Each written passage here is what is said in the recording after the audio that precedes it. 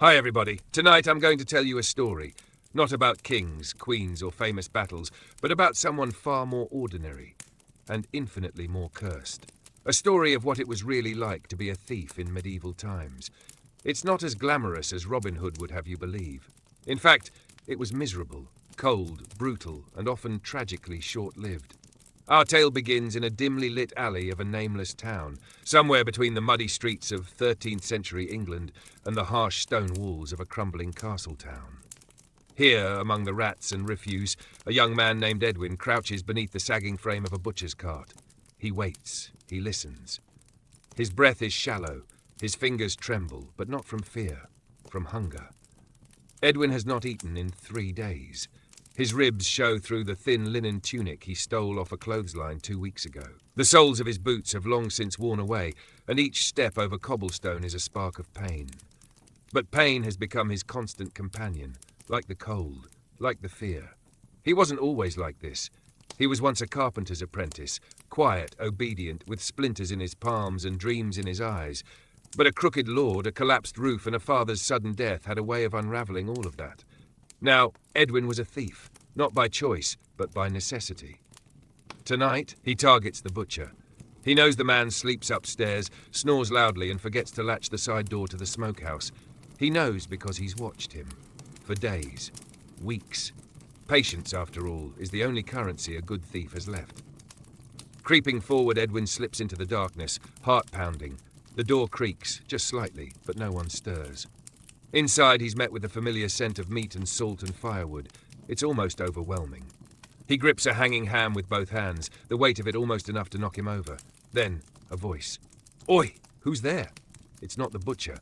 Edwin drops the ham. It thuds loudly against the floor.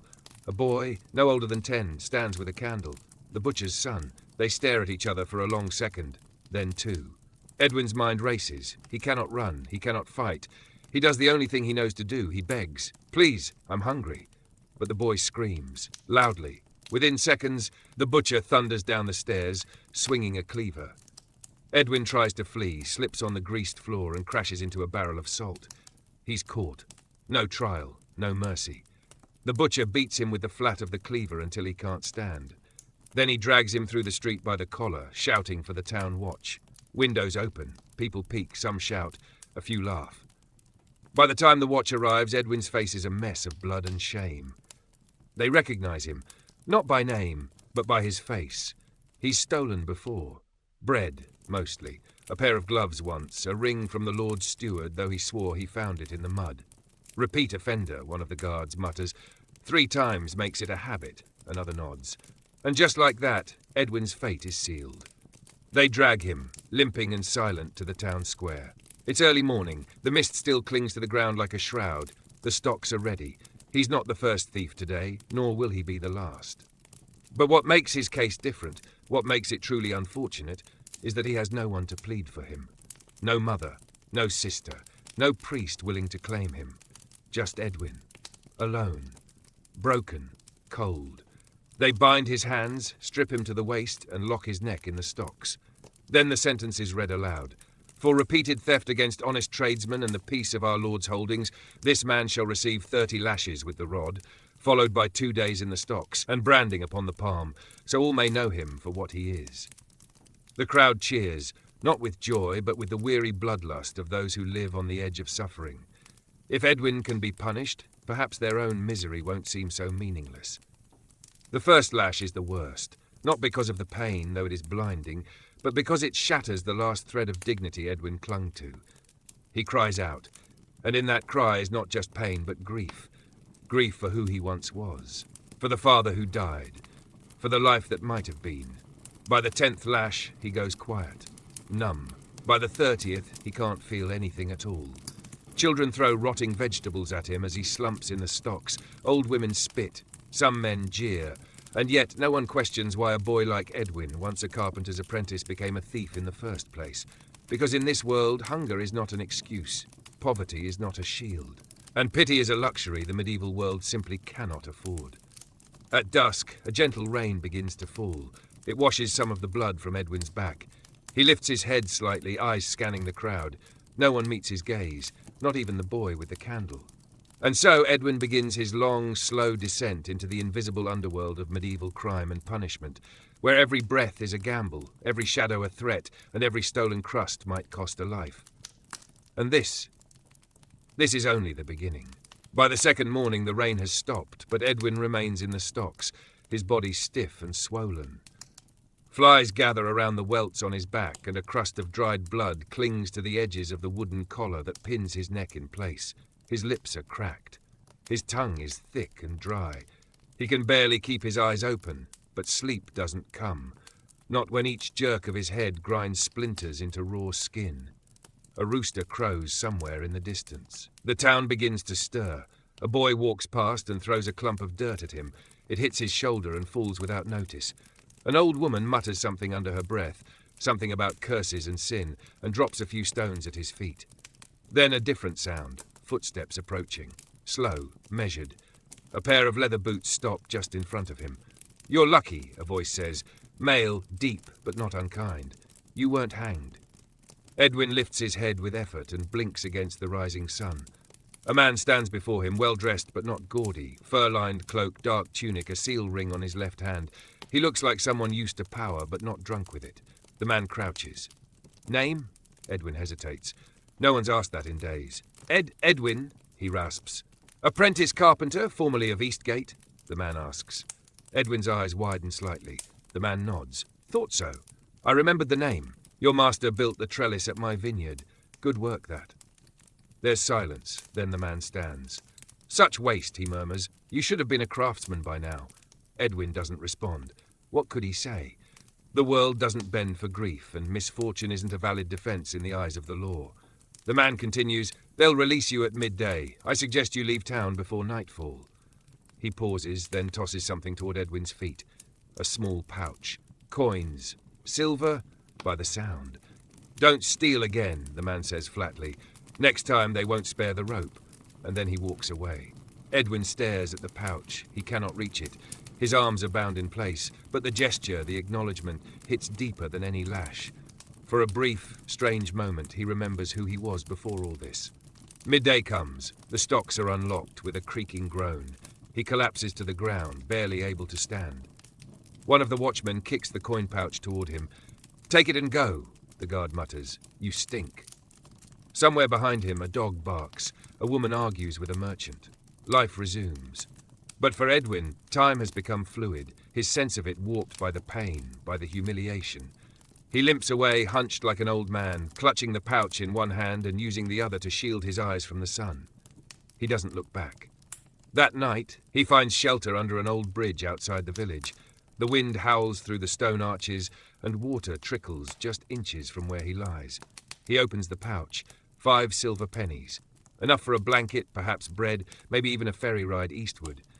But Edwin knows better than to believe in kindness for too long. Coins vanish, kindness fades, hunger returns. Still, for the first time in months, he eats. A hunk of rye bread, hard as stone, and a piece of dried meat purchased from a peddler with no questions. The food tears at his mouth, but he doesn't care. Each bite is survival. He dreams that night, strange, vivid dreams of sawdust, of warm sunlight through open shutters, of his father's calloused hand patting his shoulder. Then fire, screaming, roof beams falling. He wakes sweating, heart pounding. Morning fog cloaks the land like a burial shroud. Edwin rises slowly and starts walking. He doesn't know where he's going, but the road east seems promising. There are larger cities beyond the hills, more markets, more people, and with people come pockets. With pockets, opportunities. He hates the thought, but survival demands it. By the third night, his money is gone. A rough tavern keeper takes his last coin and offers nothing more than a pile of straw by the hearth. The warmth is welcome, but the stench of sweat and mildew makes sleep impossible. Voices drift across the room, loud, drunken ones. Men talking about guards and trade routes. One mentions a travelling merchant who carries spices and silver through the forest road with only one guard. Edwin listens. Not out of malice, not out of greed, out of hunger, desperation. He finds the merchant the next day, exactly as described, an ox-drawn cart creaking under sacks of goods, and one guard half asleep with a skin of ale dangling from his belt. The forest looms on both sides. Edwin moves like a shadow between the trees, heart pounding, pulse in his ears. He doesn't carry a weapon, just a stone. When the guard stops to relieve himself, Edwin strikes. Not to kill, just enough to knock the man out. It works. The merchant screams, but Edwin is faster. He grabs a sack, heavier than expected, and runs. He doesn't look back, leaves whip at his face, roots catch his feet. He trips once, twice, but he runs until his lungs feel like fire. Finally, he collapses in a clearing. The sack contains coins, a few bolts of dyed cloth, and spices, cinnamon and cloves, and something sharp he can't name. He laughs, not out of joy, but disbelief. Then he cries. For the first time in a year, Edwin weeps. Not from pain, not from punishment, from the weight of what he's become, from the fear of what he might have to do next. Because in this world, you don't rise by being good. You survive by being forgotten, by slipping through cracks, by becoming the thing people warn their children about. And Edwin is becoming exactly that. Edwin didn't return to town after the merchant theft. He knew better. The merchant would report him, the guard would describe him, and the Lord's men would post a reward. 5 silver for a name, 10 for a body. Thieves didn't get second chances, and Edwin had already used his. So he vanished into the woods. At first it was unbearable. The cold bit through his skin even under the stolen cloak, and food became a cruel guessing game. Mushrooms he wasn't sure were safe, berries he remembered from his childhood but couldn't name, and the occasional unlucky squirrel caught in a snare he rigged with twine and luck. His back still ached from the lashes, and the brand on his palm, fresh and pink, throbbed whenever he moved. That mark was his real prison. Even if he walked into a new town clean and fed, the branded palm would tell every guard, every shopkeeper, every priest exactly who he was, a thief. No need for trial. No need for mercy. Sometimes, at night, he'd stare at the brand, tracing its crooked lines with a grim sort of awe. It had changed him more than hunger ever had. It was the moment he stopped being Edwin the apprentice and became Edwin the marked. The damned. 3 weeks passed. The days blurred together. Foggy mornings, damp afternoons, starless nights. He lost weight, grew a beard, stopped talking to himself even. The silence became a comfort. At least silence didn't betray. But even thieves get tired of trees. One evening he heard laughter. Not far. A fire flickered between a grove of old oaks, orange against the blue dusk. He crouched low, heart racing. Slowly, silently, he crept forward until he saw them. 3 men and a woman, all wrapped in cloaks, seated around the fire. One roasted a rabbit. Another sharpened a knife on a whetstone. They looked rough, but not cruel. And more importantly, they looked like him. Outlaws. One of the men turned suddenly. "Come out, then. We heard you 10 steps back." Edwin froze. The woman stood, bow drawn. "You planning to creep closer, or do we put an arrow in your knee?" He stepped forward, hands raised. No blade, just hungry. They stared. The oldest one, with scars over both knuckles, grunted. "Let him sit. If he's lying, he'll bleed easy." Edwin didn't argue. They fed him. Not much, a scrap of rabbit, a hunk of bread, but it felt like feasting. He told them his name, and only part of his truth. They didn't press. Names didn't mean much here anyway. What mattered was silence, respect, and shared need. By morning he had a place. They were highwaymen, small time mostly. They didn't kill, just scared. Wagoners, minor clergy, the odd merchant. They'd leap from the trees, brandish dull blades, and demand purses. No blood unless necessary. No women harmed. That was the rule. "Honor among scoundrels," the youngest, a wiry man named Marek, had said with a grin. "If there's no rules, we're no better than beasts." Edwin didn't feel like a beast. Not yet. He learned fast. He learned how to step lightly on moss, how to read cart ruts in the mud, how to listen for the jingle of tack long before a cart came into view. He learned to whistle like a blackbird, 2 sharp notes, whenever danger was near. And he learned to lie. "Who are you to rob a man of his tithe?" An old monk had asked him once, trembling under Edwin's knife. "I'm the hand of hunger," Edwin had replied, surprising even himself. Weeks turned to months. His hands grew calloused from rope and frost. His eyes sharpened. His voice deepened from silence and smoke. He became something other than Edwin. Not cruel, not kind. Just a shadow in the woods, nameless and necessary. Sometimes they shared stories around the fire. Marek had once been a page to a minor noble. The woman, Ilsa, claimed she was once married to a merchant who beat her. And she'd cut his throat while he slept. No one doubted her. The third man, whom they all called brother, A cruel irony, since he had a holy man's robe stitched into a bedroll, never said much at all. And Edwin? He told them he was a bastard child who'd fled a cruel stepfather. Not quite the truth, but not a lie either. In the woods, truth was flexible. You kept the parts that kept you warm, but safety breeds danger. One night, they struck a merchant with more guards than expected. A crossbow bolt caught Marek in the thigh. Ilse killed one of the guards. Edwin took a blow to the head that left him dizzy for days. They got away, barely, and that changed everything. Brother disappeared that night, vanished into the trees and never came back. Ilse started sharpening her blades more often. Marek, pale and feverish, whispered about heading north, far north, where the lords had never heard his name. Even Edwin began to wonder if the woods were a prison after all. Then came the winter, and with it, the wolves. Not just the kind on 4 legs either. One morning they found a camp like theirs burned. A pair of bodies hung from a tree, mouths stuffed with mud, throats slashed open. On their foreheads, carved with a dull blade, thief. A warning. Someone was hunting. Ilse looked at Edwin that night, her voice low. They're clearing the forest. Lords are tired of losing coin. They've sent men, quiet men with dogs and swords. Edwin nodded. He didn't sleep that night, not because of fear, but because for the first time in months, he realized he didn't want to die here. Like this. Forgotten, hunted, huddled in mud like a rat waiting for the boot. He wanted something else. He just didn't know what yet. But the wind howled outside the tent, and in it he heard the same whisper every thief hears eventually. Run, before they catch you. The snow fell early that year. It started as a whisper, soft flurries drifting between the bare branches, but within days the forest transformed into a pale graveyard. The trees, once dense and protective, now stood skeletal and useless. Footprints lasted for days. Smoke trails lingered like beacons. There was no hiding anymore. Marek's wound festered. The flesh around the bolt scar turned black and his skin burned with fever. Ilse packed snow into rags to cool him, but it was useless. He moaned in his sleep, called out for names none of them recognized. Sometimes he cried like a child, sometimes he laughed.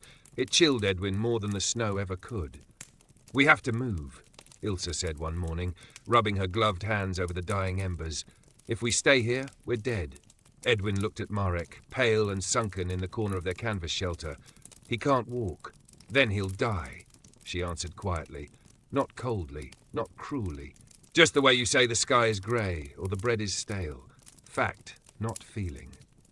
They buried Marek 3 days later under a mound of frozen earth, piled with pine branches to keep the scavengers away. Ilse said a few words. Edwin said none. The forest was too quiet for prayers. They didn't light a fire that night. Ilse's bow creaked in her hands as she restrung it for the 3rd time. Edwin sat polishing the stolen dagger he'd taken from a noble's guard months ago, its once fine hilt now dulled by dirt and blood. "Do you remember your first time?" she asked suddenly. He looked up. "Theft," she clarified. "Real theft, the kind that made your heart skip." Edwin nodded slowly. "A silver brooch from a noblewoman's cloak. I was 10. She dropped it in the market and I slipped it into my pocket." Ilse smiled faintly. "Did you keep it?" "No, my father found it. Made me give it back," she snorted. "And now you rob merchants at knife point. Funny how things turn." "What about you?" he asked. She didn't answer for a while. The wind picked up outside, moaning through the canopy like a ghost mourning the dead. "A ring," she said finally. "Gold. My husband kept it in a box beneath the floorboard. He beat me when he drank. I stole the ring and sold it to a traveller for 2 loaves of bread. Ran that night." She looked away. Never looked back. Silence again. The next morning they left camp, packed what little they had, blankets, salted roots, dried meat, and trudged eastward through the snow. Their breath hung in the air like smoke, their boots cracked ice with every step. They passed the burned-out remains of another camp. Scorch marks, a charred belt buckle, nothing else. "Hunters," Ilse murmured. By nightfall they reached a fork in the road. To the north, the land rose into jagged hills, their peaks swallowed by mist. To the south, the trees thinned, and the smell of distant chimney smoke rode the wind. "Town that way," Edwin said. Ilse looked skeptical. "They'll recognize us. We need warmth. We need not to die." Neither spoke for a while. Then Ilse nodded. They moved south. By dawn they saw the walls. Small town. Stone wall no higher than a man's shoulders. One gate, no tower, just smoke curling from thatched roofs and the occasional bark of a dog. They waited until dark, then slipped in through a loose board behind the stable fence. Ilse bribed a drunken miller's son for 2 cloaks and directions to an empty barn. They huddled in the hay, dry for the first time in days. The town was poor, too poor for guards with good memories or coins for hunters. Edwin watched from alley shadows as women fetched water from a frozen well and children skated on iced-over puddles with strips of leather tied to their boots. One night, Ilse stole a chicken. The next, Edwin lifted a purse from a merchant too deep in drink to notice, 3 pennies and a strip of wax cloth, enough for bread and a second-hand coat. They lived like ghosts, present but unseen. No real names, no real ties, but the barn had rats, and the cold seeped through every wall. After a week, Ilse began to cough, deep and wet. She bled into her hand one morning. Didn't say a word about it. "Let's head east," Edwin said. "There's warmer lands beyond the river. They say the cities never freeze." She didn't reply. 3 nights later, he woke to find her gone. No note, no sound, just gone. He searched, checked every alley, every shop, even slipped into the chapel and asked the old priest, claiming she was his cousin. No one had seen her, no one cared. Edwin sat alone in the barn that night, watching the wind carry snow through the broken eaves, and he realized something. Thieves don't die with ceremony. They don't get mourned. They disappear, one by one, like candle flames in a draught. He could leave, take what little he had, cross the river, start again. But he didn't. Instead, he stayed in the town. Moved from barn to alley to cellar. He stole, but quietly, humbly, just enough. He became part of the town's breath, its shadow. Not quite a man, not quite a ghost. And every time he passed the chapel steps, he looked for her and never found her. Because in the end, no one finds thieves. Only the hangman does, or the snow. Winter passed slowly, like a dying man clinging to breath. The town thawed in patches. Gutters first, then muddy alleys, then the main road where cartwheels churned through slush like thick soup. Children returned to the streets, their laughter cautious, as if unsure whether joy was allowed yet. Edwin remained. He blended in as well as a branded man could. His hair had grown long, tangled in places, and his beard, once patchy, now framed a face no one remembered from better days. He wore layers of stolen cloth, patched and repatched until the original colour was lost. He avoided the constable, never lingered near the merchant carts, never spoke more than was needed. But the hunger didn't leave. It never did. He became clever, quieter than before. He learned which shops left their windows cracked at night, which inns dumped leftovers behind the kitchens, which bakers left crumbs on the table for the rats. Sometimes he worked, brief, day-long labour with farmers needing extra hands. He used a false name, never stayed 2 days in a row, took his coin and vanished. And still, he thought of Ilse. Every time he saw a woman in a green shawl, his heart paused. Every time he passed the edge of town, he wondered if she'd walked that road alone, coughing into her fist, stepping into her own ending without a word. In time, Edwin learned the rhythm of the place. The people rose early. Church bells rang on Fridays and feast days. Markets bloomed on the 2nd and 4th weeks, and always, always there were eyes watching. Not official ones, but nosy ones. The old widow who stared too long from behind her shutters, the baker's boy who seemed to remember every face every hour, a dog that barked only when he walked by. So Edwin changed again. He started leaving coins behind, just a few, left in the corner of stalls where he'd taken apples. In the alms box at the chapel after lifting a cut of meat from the butcher's wagon, sometimes he gave back more than he took. He didn't know why. Maybe guilt, maybe fear. Maybe, deep down, the lingering echo of a boy who once dreamed of crafting wood, not stealing bread. One day, a girl spotted him. 6, maybe 7. Pale dress, muddy feet, bright eyes. He'd taken a loaf from her mother's stall the night before. The girl looked at him, really looked. "You're the ghost," she whispered. He froze. She smiled. "Mama says you steal because you're hungry, not bad." He opened his mouth, but found no words. She stepped closer. "Are you going to steal again?" He shook his head slowly. "Good," she said. "But if you do, take the black bread. Mama says it goes hard by morning." And then she skipped away. Edwin didn't move for a long time. He became even more careful after that. No more full loaves, just crumbs, just enough. And the town began to forget him, not out of mercy, but because he became unremarkable. Not a threat, not a name, just another shadow in the corner of their world.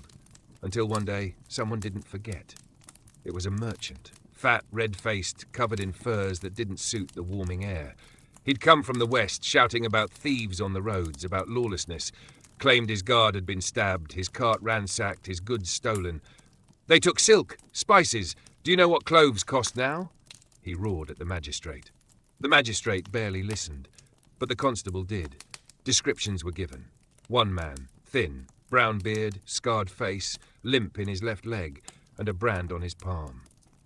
Edwin heard the gossip that night, hunched behind the tavern, warming his hands near the kitchen chimney.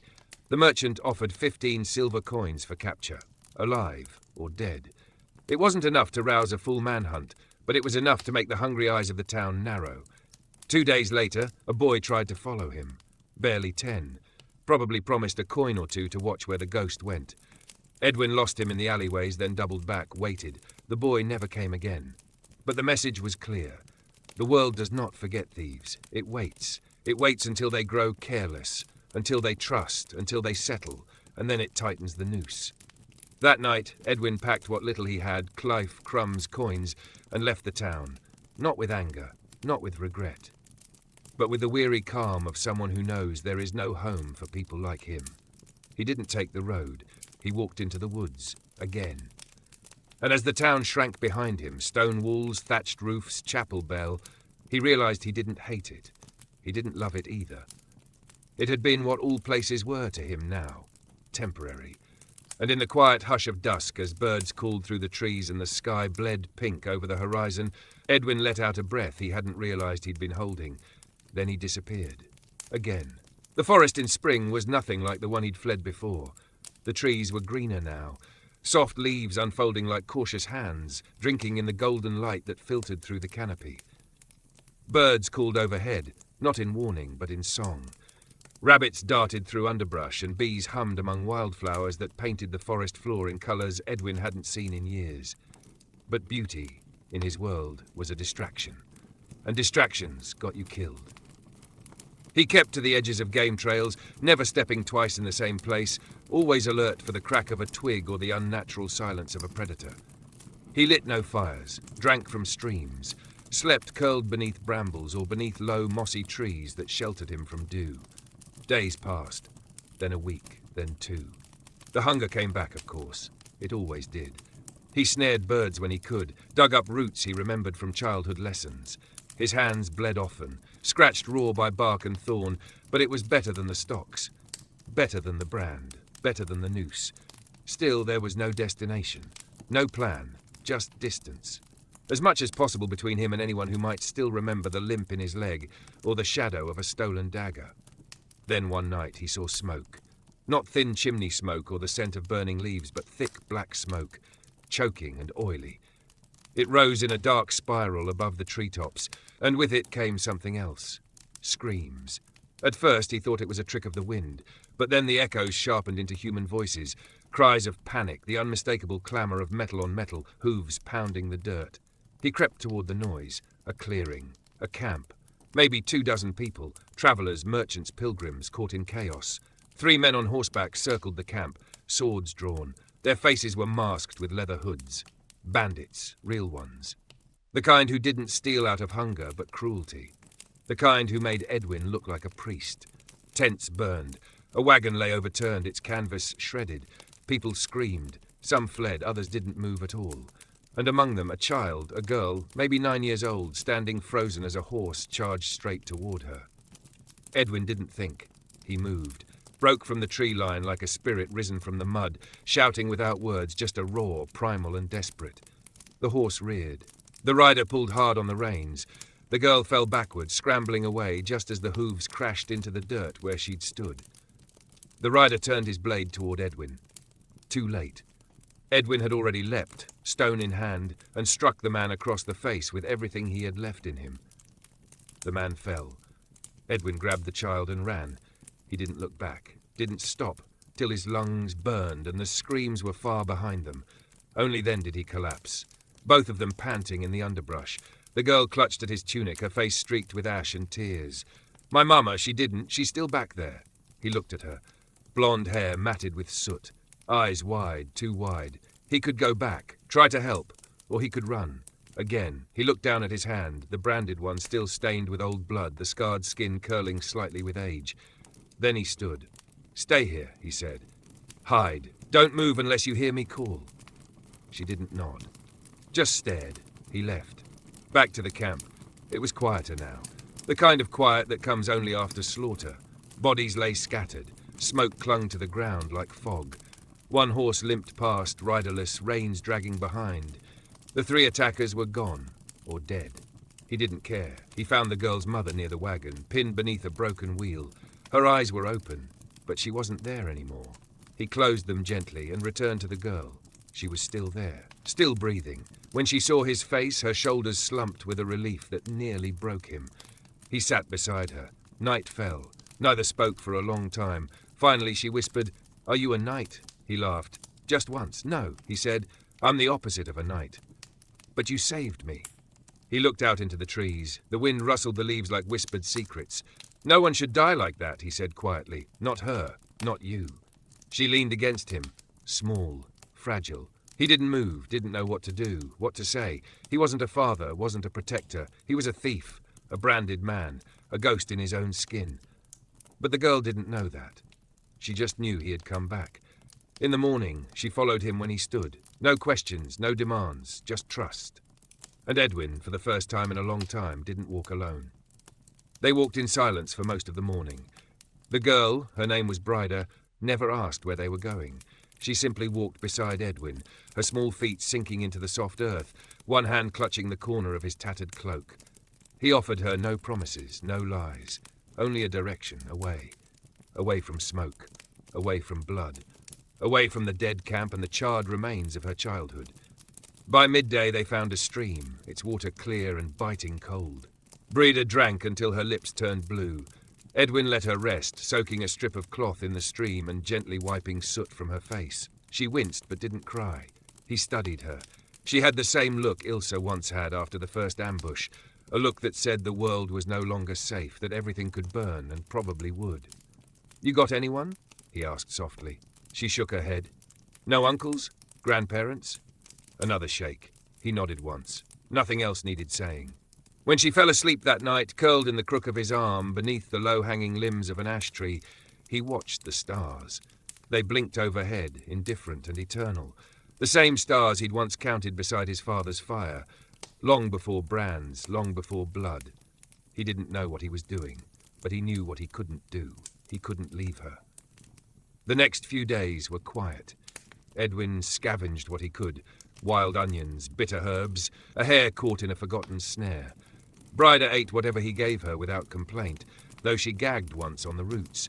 He taught her to walk lightly, how to listen for the crackle of branches or the shift of wind that meant someone or something was near. She was quick, sharp, a fast learner. One night, while roasting the rabbit over a fire too small to be safe, she asked, "Were you always in the woods?" He glanced at her. "No." "Did you have a house?" "Yes." "A family?" He hesitated. "Once." She poked at the dirt with a stick. "Me too."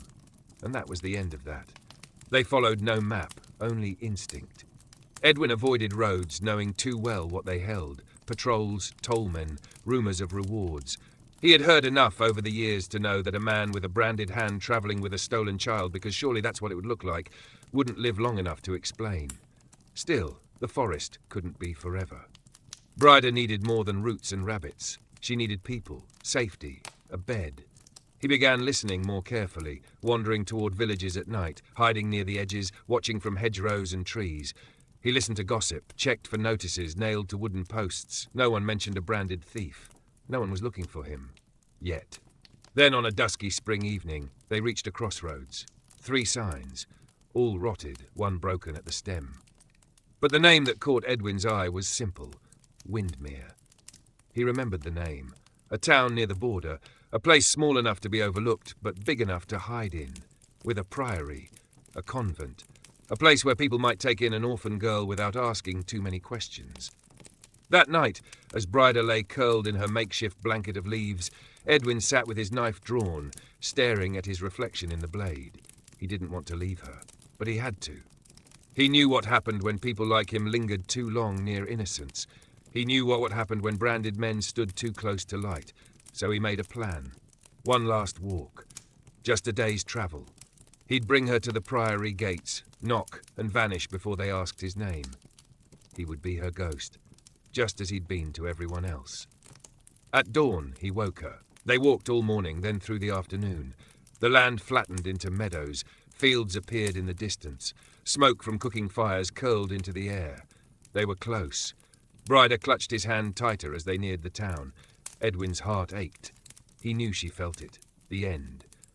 When they reached the crest of the hill, Windmere spread out below like a painting. Slate roofs, stone walls, a chapel bell ringing the hour. He pointed to the building beyond the orchard walls. That's the priory.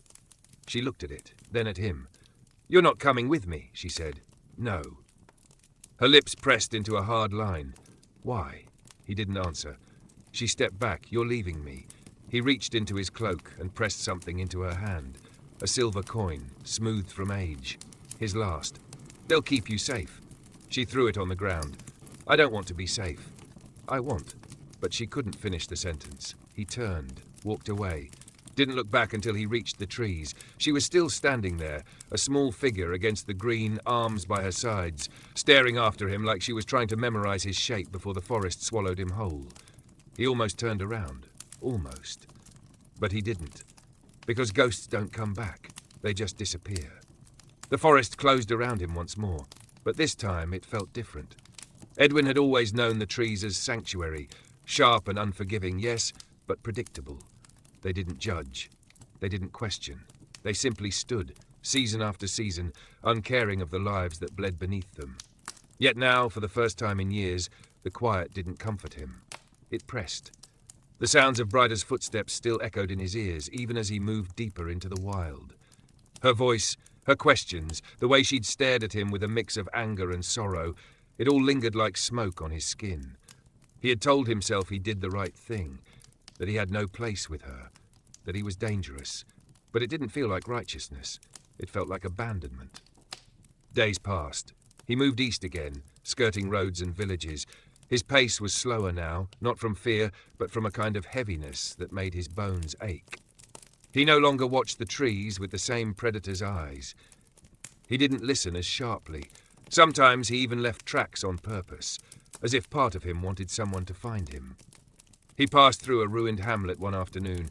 No more than 5 houses, most roofless, the well dry, the chapel collapsed in on itself. No people. Just silence and the whisper of wind through broken shutters. He sat on the edge of the old well and stared into the blackness below. Threw a stone in. No sound. How deep did it go? He didn't stay to find out. By the end of the week, he was near the river, one of the big ones too wide to cross without a boat. He followed its bend for half a day before spotting a small ferry dock. A rickety platform. No guards. Just an old man with a missing eye and a dog that barked at nothing. Edwin paid with a coin he'd meant to keep for bread. The ferry rocked as they crossed. The old man asked no questions. Edwin liked that. On the other side, the land changed. Hills rose again. The forest thinned. He passed through a patch of burned fields, charred scarecrows leaning like crucified ghosts, and a farmstead with the door torn from its hinges. Raiders had been through here. He kept moving. He began hearing rumours again in the taverns he dared to linger near, never entering, just listening through cracks or eavesdropping near woodpiles. The roads weren't safe, they said. Outlaws roamed the forests. One group in particular, led by a man with a scarred face and a branded hand. Edwin stiffened when he first heard it. But it wasn't him they meant. No, this man, they said, travelled with 5 others. They robbed knights, burned a toll house, cut down a lord steward, and left his purse stuffed in a beggar's bowl. Bold, brazen, reckless. And the branding? A mark of vengeance, not shame. A symbol they carved into their own hands in mockery of the law. Edwin almost laughed when he heard that, but he didn't, because something in him twisted at the thought. Not anger, not fear, curiosity. That night he sat under a canopy of stars, turning his own scarred palm over and over in the firelight. He hadn't meant to become anything, not a hero, not a villain, just someone who survived. But stories were like seeds, they grew in the dark, and someone out there had heard his story, or something like it, and used it. Took it, changed it, The world didn't know Edwin, but it knew the shape of a man like him, and it was watching. He moved on, more slowly now, more thoughtfully. He avoided camps, avoided speaking, but always listened. He learned about the branded outlaws. They called themselves the Ashmen. Said they were born from fire, born from the system that tried to burn them. Said they took only what the lords had stolen first. Some called them murderers, others called them justice. Edwin didn't know which was true, but he wanted to find out, not to join, not yet, but to understand, because something inside him had changed. The moment he left Bryda on that hill, the moment he watched her become smaller and smaller until she was just a memory in the trees. He wasn't sure if he'd saved her, or if she'd saved him. But now, alone in the darkness, he felt pulled by the sound of a name whispered over firelight, by the idea of men who no longer ran from their brands but bared them with pride. He headed north, following the path left in rumour and smoke. And for the first time in years, Edwin wasn't just surviving, he was searching. Edwin followed the rumours like a bloodhound tracking scent. They came in fragments, snippets of conversation carried on tavern porches, whispered warnings in churchyards, drunken boasts under low ceilings. The Ashmen had passed through 3 nights before, someone said, taking coin and food but sparing the priest. Another told of a baron's caravan ambushed, the guards stripped and tied to trees, left unharmed with messages burned into the carts. The land belongs to all. They moved fast, left little behind, but their wake stirred the dirt of the kingdom like a rising storm. And Edwin, always watching, always listening, slowly traced the edges of that storm. He grew bolder as he travelled, slept closer to roads, spoke more in markets. His voice, though raspy from disuse, was calm, measured. He no longer flinched when a guard passed or a stranger eyed the mark on his hand. He didn't hide it anymore. He didn't flaunt it either. He simply let it be seen. By the 3rd village, a boy no older than 13 stopped him near a well. "You one of them?" the boy asked, eyeing Edwin's palm. "The Ashmen?" Edwin met his gaze. "Would it matter if I was?" The boy shrugged. "They robbed my uncle, took his mules." "I'm sorry to hear that." The boy grinned. "Don't be. He's a bastard, beats his wife. Everyone hopes they come back." Then he was gone. That night, Edwin sat by a shallow fire in the woods, the boy's words echoing in his mind. The Ashmen weren't saints, but they weren't monsters either. They were something else, something the world hadn't yet decided how to name. He found his first real trail 5 days later. A burnt manor house. The roof collapsed, the stone blackened. Soldiers had come after from the nearby garrison, but they were too late. The lord had fled. His steward was missing. His stores emptied. But scrawled across the gate, painted in charcoal, "We take what was taken." Edwin stood there for a long time, staring at the words. Then a voice behind him said, "You're too late." He turned sharply. A woman leaned against a tree, young, dirt-smudged, with a bow slung across her back and an axe at her belt. She looked tired, but not weak. Her eyes were sharp as thorns. "I'm not here for trouble," Edwin said. "No one is," she replied, "until they are." He didn't move. "I'm looking for them," he said. "The Ashmen." She raised an eyebrow. "Why?" He looked at her. "Because I think I started something I never meant to." A silence. Then, surprisingly, she laughed. "Funny, that's exactly how they describe themselves." She stepped forward, studying his face, then his palm. "Branded?" He nodded. She held out a hand, not to shake, but to test, to weigh him. "You walk alone, and you still have both boots. That tells me you're either lucky or dangerous." "Both," Edwin said. She smirked. "Good answer." Then she turned and walked into the woods. "Come on," she said. "They move at dusk." He followed. They walked for hours, through thickets, across shallow creeks, under low-hanging branches that snagged at Edwin's cloak like claws. No path, no sign, just instinct, just memory. Eventually, torchlight flickered in the distance. A camp, hidden in a hollow beneath a ridge, wrapped in trees.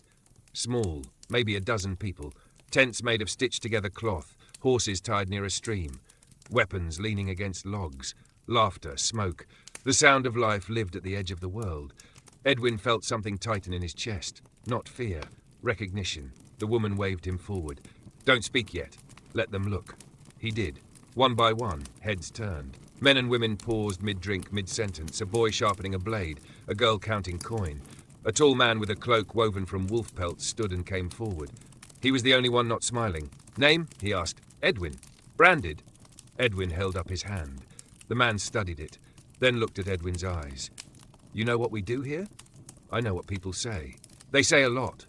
"They said I was dead," Edwin replied. That brought a small, curious nod. "You didn't come to join," the man said. "Not a question, a statement." "I came to understand," Edwin said, "to see if I'm looking at myself or something I can't be." The man stepped closer. "You're not the first. Some come to chase legends. Others come to feel useful. Some come because they've lost everything and think rage is all that's left." "And what do you do with them?" Edwin asked. "Depends what they become." He paused, then without warning tossed Edwin a knife. Edwin caught it easily. "Eat, sleep. We talk at dawn." And just like that, he was in. Not welcomed, not trusted, but permitted. The first step in a world not built for men like him. He sat by the fire, said little, ate salted meat and stale bread passed around without question. Watched the flicker of flames dance in the hollow of scarred faces, and somewhere deep in his bones, something settled. He didn't belong, not yet, but maybe he wasn't entirely alone anymore. Dawn came slowly through the mist. The forest around the hollow was silent but alive. Branches shifting softly in the wind, birds calling tentatively as if testing the morning's permission to sing. The fire had burned low to glowing embers, and most of the camp still slept, curled beneath cloaks and makeshift tents. Edwin sat awake, knife still at his side, eyes tracing the line of smoke rising into the pale sky. He hadn't slept, not really. Not with so many strangers nearby, not in a place that felt halfway between home and trap. But he hadn't run either. That meant something. Just after sunrise, the man in the wolf cloak returned. He crouched across from Edwin without a word, fed the fire a few twigs, then leaned back on his heels. "Still here," he said, not looking up. "I said I would be." The man nodded once. "Most don't make it through the first night. Either they flee or they try too hard to prove themselves." Edwin didn't reply. The man extended a hand. "Wulfric." Edwin took it. "Tell me your story," Wulfric said. Edwin hesitated. Not from fear, but from something deeper. Fatigue, maybe. The exhaustion of repeating your pain so often it loses its shape. But Wulfric waited, eyes calm, the fire casting flickering shadows across his scarred face. So Edwin told it. Not all of it, but enough. The lashes, the stocks, the mark, the hunger that turned to theft, the theft that turned to exile, and the exile that turned him into something unrecognizable. He spoke of Ilsa, of Marek, of the silence between trees, of the little girl who changed everything and the heavy weight of walking away. Wulfric listened without interruption. When Edwin finished, there was no comfort, no words of sympathy, just a long silence. And then, "You're not broken," Wulfric said. Edwin looked at him. "Aren't I?" Wulfric stirred the fire. "You were shaped. That's different. Iron isn't born in swords. But it's dragged from the earth, beaten and burned." A few others had begun to stir around them. A tall man with one eye, a red-haired woman checking traps, the young boy from the night before boiling water in a dented pot. "They say you're thieves," Edwin said. Wulfric shrugged. "We are." "Murderers?" "Sometimes. Terrorists? Depends who you ask." Edwin studied him. "What do you call yourselves?" Wulfric met his gaze. "Free." It was the kind of word Edwin hadn't heard in a long time. And it didn't feel like a boast. It felt like a dare. That day they put Edwin to work. No initiation, no ceremony, just a task. He joined a small group heading north to scout a merchant trail. They carried no banners, no crests, just daggers, bows, and quiet footsteps. The woman leading the group was named Ulrich, a name Edwin would come to learn carried weight in the Ashmen. She was curt, sharp-eyed, and treated Edwin like a pack mule at first. Not out of malice, but out of caution. Every group had a weak link, and she didn't yet know whether he would snap or hold.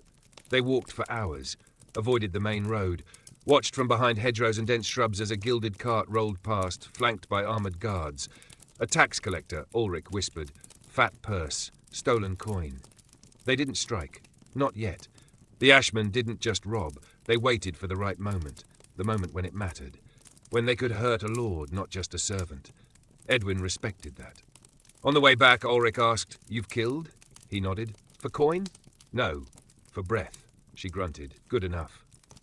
They returned that evening with notes, sketches of patrols, estimates of numbers and weapons. Edwin watched them pore over the details around the fire like scholars with war plans. This wasn't chaos. It was controlled rebellion. That night, as he sat sharpening his knife, a boy sat beside him, barely 14, with soot on his cheeks and burns on his fingers. "You going to stay?" the boy asked. "Don't know yet. They won't ask twice," Edwin nodded. "Wulfric says you're from the west," the boy continued. "He says you were the start." Edwin raised an eyebrow. "The first story," the boy said. "The man who took a loaf, got branded, and kept walking." "I'm not a story," the boy smirked. "You are to us." He left after that, whistling into the trees. Edwin sat alone again. The fire crackled softly, the night pressing in around it like a dark sea. He looked down at his palms, scarred, but no longer hidden. And in that moment, he understood. He didn't come looking for redemption or revenge. He came looking for something to carry, something heavier than shame, something worthy of the pain. Maybe, just maybe, he'd found it. Not forgiveness, but purpose. And for a thief, that was more valuable than gold. By the time summer arrived, Edwin had a place. It wasn't official. There were no oaths, no carved marks or celebratory feasts. But he no longer sat alone at the fire. No one asked him who he was. They already knew. They called him Hollow, named not for what he lacked, but for what he carried without showing. The name stuck, as such names often did, and Edwin accepted it. In some strange way, it suited him. He was not who he once was. He was not trying to be someone new. He was something in between. The Ashmen moved constantly, never more than a few nights in one camp. The forest was alive with whispers of bounties and soldiers, and Wulfric didn't trust quiet roads or long silences. They rotated their scouts, split into smaller groups when travelling, and never struck the same place twice in the same month. But they were growing. More faces joined each week. Runaways, ex-soldiers, starving villagers, and even the occasional outlaw with his own stories etched into his skin. Some stayed for a night and vanished. Others stayed for good. And slowly Edwin became a guide of sorts. Not a leader, not like Wulfric or Ulric, but something steadier. A man who listened, who remembered names, who taught others how to move in silence, how to take without being seen, how to disappear before the dogs caught their scent. He still dreamed of Bryda sometimes. Always the same dream. Her standing on the hill, eyes too wide, hands empty. He would wake in the dark, heartbeat steady, breathing shallow, and wonder, not for the first time, if she had truly been safer without him. But he never turned back. One morning, Wulfric summoned him. The camp was quiet, the others out on errands or missions. The two sat alone beneath a low pine, needles littering the ground like green ash. "There's a manor to the east," Wulfric said, voice low. Small, owned by a minor lord named Gervais, loyal to the crown but not important enough for real protection. Edwin nodded. 3 days from now he'll host a gathering. Wine, meat dancers, guests from 3 villages, plenty of coin. "And guards?" Edwin asked. "A dozen. Maybe more, but half will be drunk." Wulfric handed him a strip of parch map, notes, timing. "You'll lead it." Edwin looked up. Wulfric's gaze didn't waver. "It's time." They left the next evening, 5 of them. Edwin, Ulric, the boy named Corin, a broad-shouldered ex-miller called Dunn, and a silent girl who went by Moth.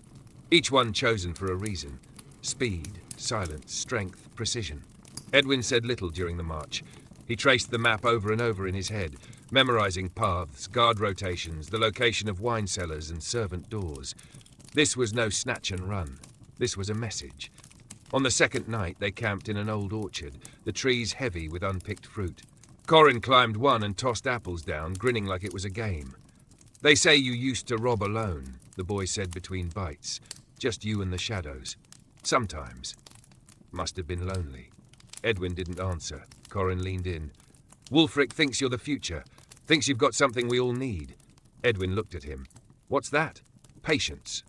The boy laughed, as if it were a joke, then climbed back into the tree. The manor came into view just before dawn on the 3rd day. Stone walls, ivy creeping up one side, torches burning low from the night's feast. Music still lingered faintly in the air, harps and flutes drifting like ghosts over the fields. Edwin signalled for them to wait. They crouched in a thicket near the western wall, low and unseen. He watched the guards, 2 pacing, 1 half asleep. The back gate was unlatched. He breathed slowly, then nodded. They moved like mist. Ulric and Moth slipped through the garden, disabling a guard without a sound. Corin darted ahead to unhook the side door's bolt. Dunn waited at the stable, ready to spook the horses when needed. Edwin crept into the hall. The manor was half asleep, drunk and bloated from the night before. Servants dozed near hearths. Plates of meat and silver jugs lay forgotten. He reached the vault room first, found the lock already picked, Moth's quiet genius. Inside, coin, jewels, ledgers. He took none. Instead, he opened the scrolls, read the accounts, grain withheld, wages cut, a hanging ordered for a baker's son who'd stolen flour. He burned the ledgers in the centre of the room. Then he painted the wall with the ashman's mark, 3 slashes beneath a crown broken in 2. By the time the fire spread, they were already gone. No blood, no deaths, but enough flame and missing coin to send a message across 10 villages. We see you. They rode hard until nightfall.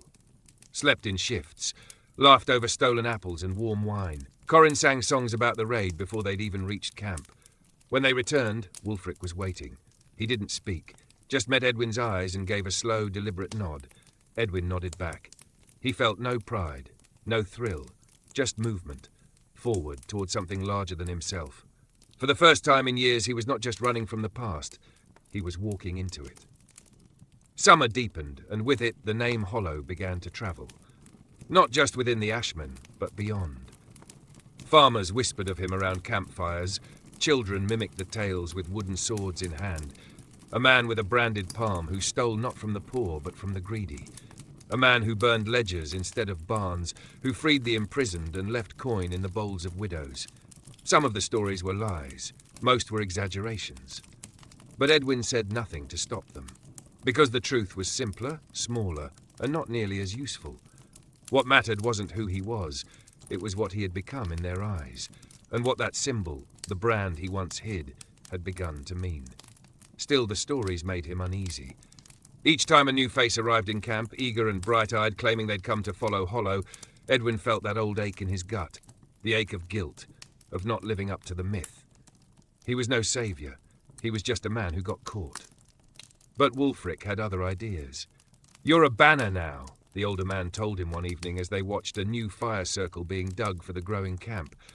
"You didn't choose it, but it chose you. I'm not a leader." "Neither was I," Wulfric said, "until someone needed me to be." They sat in silence for a time, the sounds of laughter and hammers and knives on whetstones filling the air around them. "You're building something," Edwin said at last. Wulfric nodded. "We all are." "But what?" Wulfric didn't answer. He didn't need to. 2 nights later, they received word of a hanging. A boy, 14, accused of stealing bread from a noble's stores during a drought. The punishment was swift, public, and brutal. No trial, no mercy. His body had been left in the square as a warning. The village was 3 days away.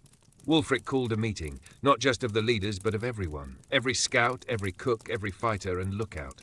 The clearing buzzed with tension as torches flickered and dusk settled like ash. Edwin stood near the centre, arms crossed, eyes dark. "We've warned," Wulfric said. "We've robbed, we've sent messages, but they're still killing children to protect flour and coin." A murmur of agreement rippled through the crowd. "We strike," Ulrich said from behind Edwin. "Not just for bread this time, for blood." Someone else shouted, "Burn the estate! Take the magistrate!" "No," Edwin said. The voices stilled. He stepped forward. "If we become what they expect, if we kill recklessly, punish all for the crimes of a few, we lose the reason people believe in us." "We're not priests," someone muttered. "No," Edwin said, turning slowly to face them. "We're not, but we're also not butchers. That boy was hanged by one man's order. That man should pay, not every servant in his house." He looked around, meeting eyes. "You want to send a message? Don't burn the estate. Take it. Feed the village with its stores. Give the people back what was theirs. And let the noble wake to find himself alone in his own home, stripped of power, stripped of coin, stripped of the illusion of safety." Silence. Then slowly someone clapped. Then another. And another. Wulfric gave the faintest smile. "Then Hollow leads," he said. They struck under moonlight. It was cleaner than most raids. Swift, calculated. Edwin led 10 through the orchard wall, each one assigned to a task: storerooms, kitchens, guard barracks. They locked the servants in their quarters but left them unharmed. The guards were drugged with wine laced the night before. No swords were drawn. No lives were lost. They found the noble, Sir Radwick, still in bed, snoring through a mouth full of bad teeth. They woke him with a bucket of water and the sound of his own vault door being ripped off its hinges. Edwin crouched beside the bed as Radwick sputtered. "You hanged a child," Edwin said quietly. "A hungry one." "I follow the law," Radwick wheezed. "You are the law," Edwin corrected. "That's the problem. They didn't kill him. Instead, they stripped his house of every coin, every record, every fine linen and imported spice. They handed out bread and grain to the villagers, freed 2 debt prisoners held in his basement. Then they left him tied to the village post, blindfolded and shivering in his nightclothes, while his own people watched from behind shutters. No one cut him down until morning.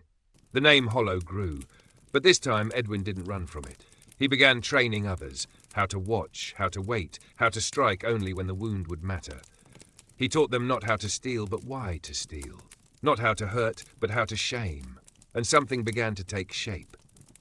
Not just a band of thieves, a movement, not bound by blood or creed, but by shared fury, shared hunger, shared purpose. They were still hunted, still feared, but now they were more than shadows. They were the voice in the dark, the answer to a world that had forgotten justice, and Hollow, Edwin, stood quietly at the centre of it all.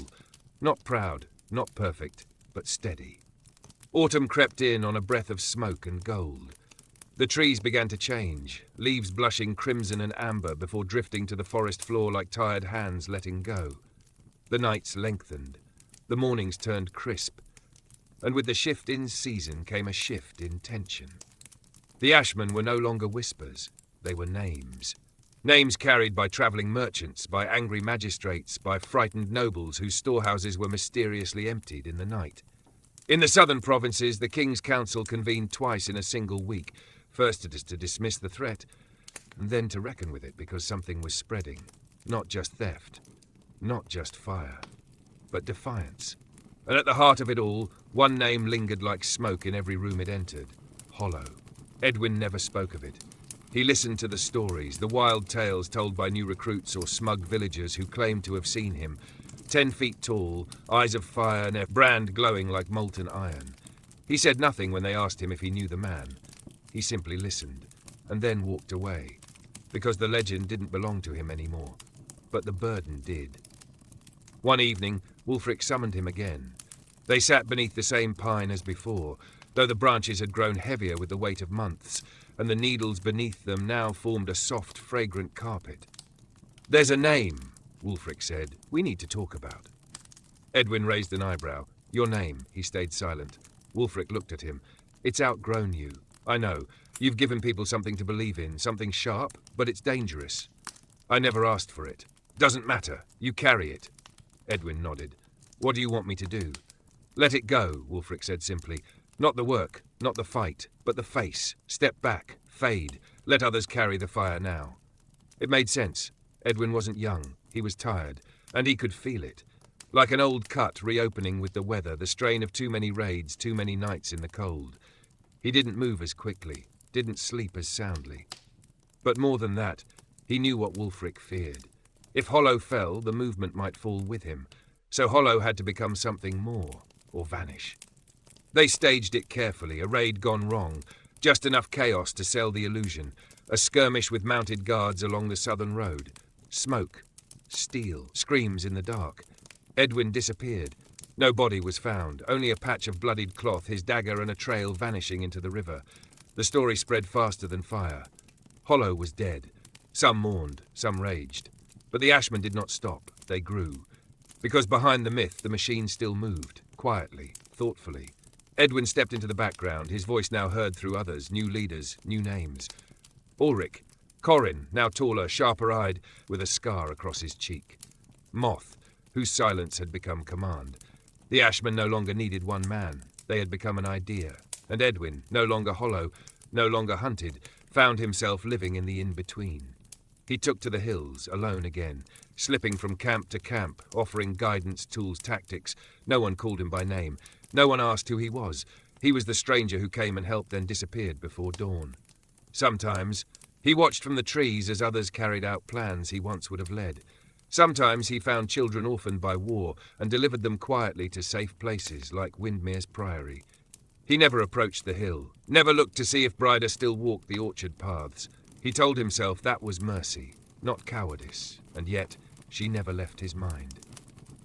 One frost-laced morning, he found a parchment tacked to a tree near a crossroads. A bounty. Not for Hollow, for Moth. Wanted for arson, conspiracy, armed theft. 50 silver, and beneath it, 3 more. Corin, Ulrich, a boy named Frey he hadn't even met. The Crown was adapting, taking names, tracking leaders, trying to cut off the heads before the roots took hold. Edwin stared at the notices for a long time. Then, without a word, he took them down and burned them in the crook of an old elm. He knew what came next. The movement had grown too loud to be ignored. The king's army would be coming. Not just guards, not hired blades, but men in chainmail, with banners and trained war horses, with priests and scribes and gallows already built. The Ashmen were no longer thieves. To the Crown they were traitors, and traitors were not arrested, they were silenced. That night Edwin returned to the heart of the forest, the old hollow, long since abandoned, now replaced by camps scattered like seeds. He walked into Ulrich's tent without ceremony. She looked up, surprised. "I thought you were dead," she said. "I was," he replied. Then he unrolled a fresh map on the table and placed a stone on its corner. "They're coming." Her expression changed, and just like that, the ghost returned to the fire. Not as a myth, not as a symbol, but as a man ready to fight again, not for a name, not for a story, but for the people who had once believed in him. Edwin had never liked maps. They were too clean, too neat, lines and names drawn by men who'd never walked those roads or bled in those fields. They told stories of control, of claimed land and ordered borders. But they never spoke of the ravines that twisted beneath the trees, the ancient paths worn by peasants and deer alike, or the hidden caves where desperate men once hid from worse men still. Now, gathered around the new map in Ulrich's tent, he saw what the cartographers never would. He saw death. The king's army, 600 strong, armoured, mounted, supplied, was moving from the south. The red ink line traced its march through loyal towns, their storehouses full, their doors open. The Ashmen, scattered in camps from the woods near Winmere to the burnt hills east of Gervais's manor, were less than 100. Fighters, yes, but not soldiers. 3 days, Edwin said. "Maybe 4, Ulrich replied, her voice tight. Corin leaned over the map, the candlelight flickering against the scar on his cheek. "If they take the high road, we can bottleneck them in the vale. Set fire to the pass." "They'll expect that," said Moth from the shadows. "They'll have scouts ahead, engineers." "They'll burn us out," Edwin murmured. The silence that followed was heavy, because the truth was finally here. The rebellion had grown teeth, but the Crown had brought fire. And fire didn't ask for surrender. It simply consumed. The next morning, they split. Not to run, to prepare. The smaller camps were moved, scattered deeper into the forest. Hidden caches were emptied, flour, dried meat, arrows, oil. Runners were sent to sympathetic villages with warnings. Leave now, if you value your lives. The old, the sick, the very young, anyone who couldn't fight, were sent north under cover of darkness. Not toward safety. There was none of that anymore, just away. Edwin watched the preparations in silence. He moved from camp to camp, checking perimeters, reinforcing paths, mapping out fallback positions. He said little, but his presence was enough. To the Ashmen, the return of Hollow, quiet, watchful, steady, was a sign. Not of victory, but of resolve. He'd come back to die, if that's what it meant. So they would stand with him. And then came the letter, delivered by a rider in a white cloak, escorted under truce. A message from the king's emissary, sealed with black wax and a golden sigil. Ulrich read it aloud to the gathered leaders by firelight. It was not a plea. It was a demand. Lay down your arms. Disband.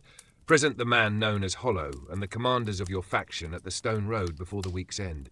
In return, mercy may be considered. Edwin's name was first on the list. He listened to the silence after the reading. Then stood, took the parchment, and fed it to the fire. Let them come. On the third night, the forest held its breath. Fog clung low to the ground, curling between tree trunks like ghosts whispering warnings. The Ashmen were positioned in tiers, archers high in the ravines, oil pots prepared along the narrow path, scouts fanned out beyond the ridge. Edwin knelt alone beneath a massive oak at the forest's edge. He stared into the dark, where torches glowed like stars scattered across the road. The army had arrived. He didn't pray, he didn't speak, he only thought of her, Breda, of her small hand in his, of the way she'd said, "I don't want to be safe," of the orchard hill and the way he had walked away. Would she know who he'd become? Would she believe it? He didn't know. He didn't need to. A soft rustle behind him. Moth crouched beside him, face streaked with ash. They're moving. How many? More than we've ever faced. Edwin rose. "No more running," he said. She nodded once. They returned to the others. In the last hours before dawn, no one slept. There was no feast, no songs, only the quiet rhythm of readiness, the stringing of bows, the testing of blades, the low clinking of metal on leather. Edwin passed them all. He offered no speeches, only a glance, a nod, a presence. That was enough, because by now they all knew this was not about winning. It was about showing the world that people who had been broken, silenced, and branded could still rise. That even if they fell, they would do so on their feet, with fire in their eyes and defiance in their blood. As the first horn sounded in the distance and the king's banners crested the ridge, Edwin stood at the front, cloak wrapped tightly, blade sheathed but ready. Behind him, the forest pulsed with the breath of the forgotten, and ahead of him, death waited. But he didn't flinch. He stepped forward and whispered the only word that mattered now. The first wave came at dawn. They moved like a wall, disciplined, brutal, trained to break the wild chaos of peasant resistance. Their armor caught the light in flashes of silver and crimson, and the banners of the crown rippled above them like blood-stained prayers. You could hear the rhythm of their march before they appeared, boots in unison, a heartbeat of conquest. Edwin stood at the front line of the Ashmen, flanked by Ulrich on his right and Moth on his left. No one spoke. There was nothing left to say. They had already decided, long before today, what kind of people they would be. The Ashmen were ready. They were not soldiers, but they were desperate. And desperation, Edwin knew, could bend iron. As the enemy approached the narrow pass, the throat of the valley where the Ashmen had chosen to make their stand, Edwin raised one hand. The archers saw it from the ridges above and pulled bowstrings tight, waiting. Then he dropped it.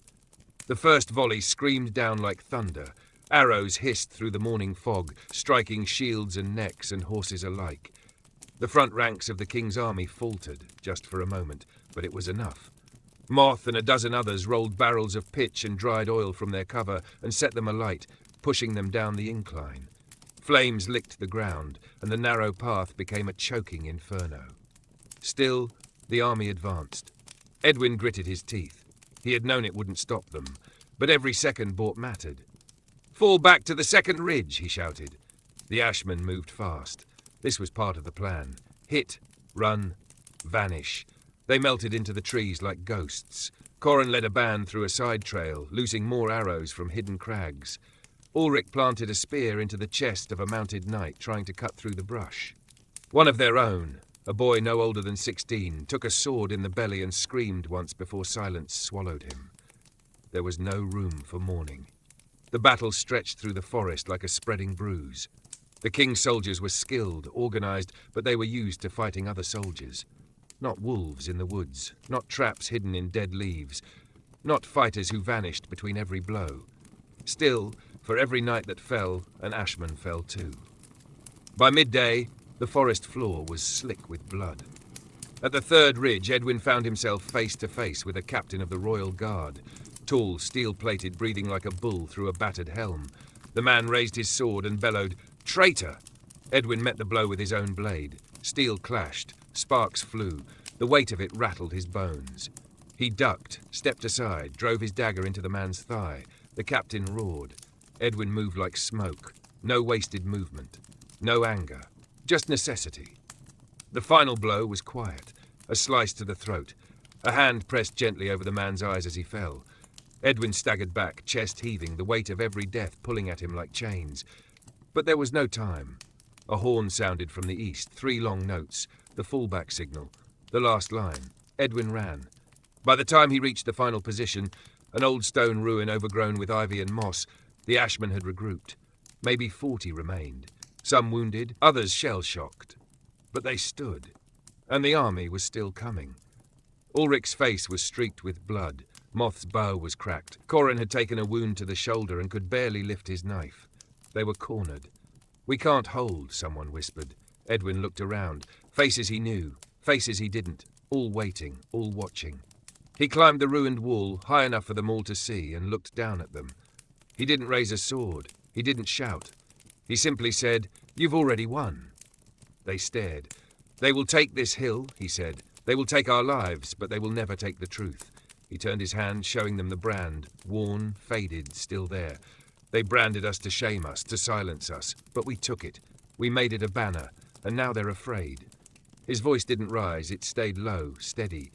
"If you fall, fall with your head high. Fall knowing you were never the villains.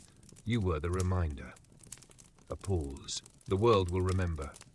Then the horns blew again. The final charge. Edwin stepped down, drew his blade and joined the line. No fear, only fire. The crowned soldiers broke through the trees like a tide of death, and the ashmen, bloodied and broken, rose one last time to meet them. The clash was thunder. The screams were wind. And somewhere in the chaos, beneath banners torn over stone and blood, Edwin Hollow fought not for victory, but for the right to be remembered. The battle did not end with triumph. It ended with silence.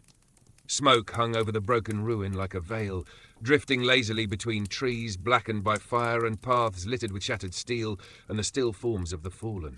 The air reeked of blood and damp earth.